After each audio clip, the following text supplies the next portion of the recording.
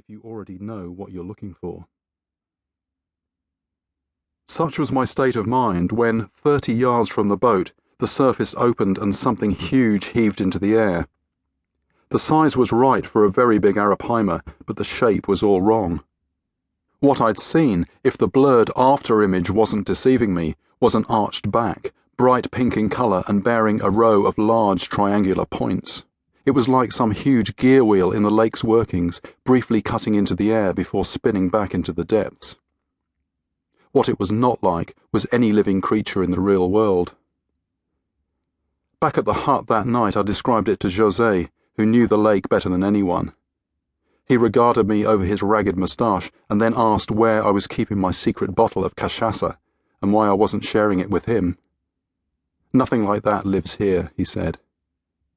All the other fishermen I told about it said the same thing. So what do you do with an experience like that? Do you keep talking about it in the face of disbelief or even ridicule? Or, like a puzzled spectator at a magic show, do you admit that your eyes must have been tricked? Or rather, your brain has misinterpreted the signals from your eyes? For the sake of my sanity, I allowed the outlandish vision, which had once screamed for attention, to fade from my memory. And that's how things would have stayed if I hadn't gone back the next year.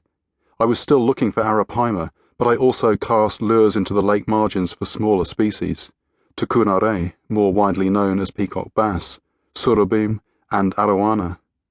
Usually to return to the water, but sometimes for the pot.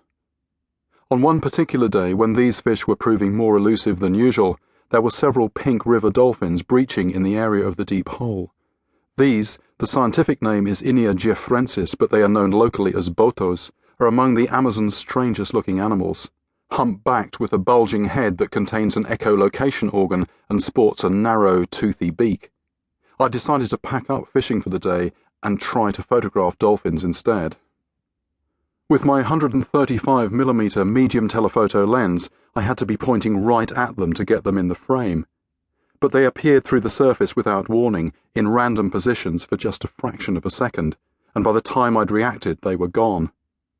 However, with the bright sunlight and fast film, I could set both a fast shutter speed to freeze the action and a small enough aperture to give a good depth of field, so I didn't have to fiddle with fine focus.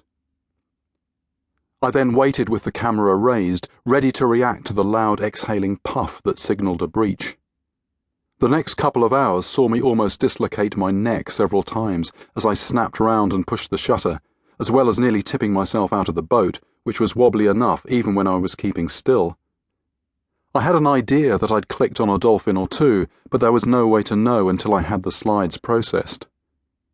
Several weeks later, when I got back to the UK, most of the frames were much as I expected, shots of the sky and skewed horizons, some with anonymous splashes and spreading rings, but I did have a couple showing a dolphin's humped back.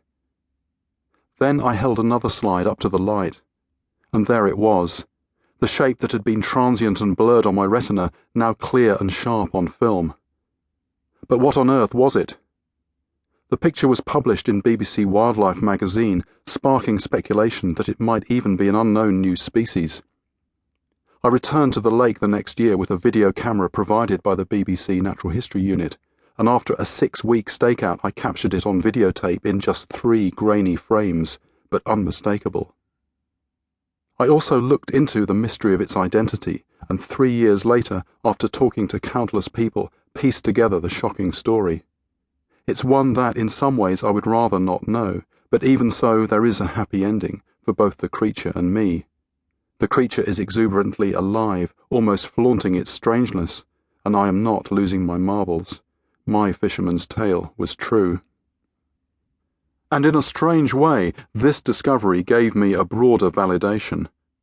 Although a few friends saw my shoestring travels as unusual and interesting, in the eyes of most I had lost my way.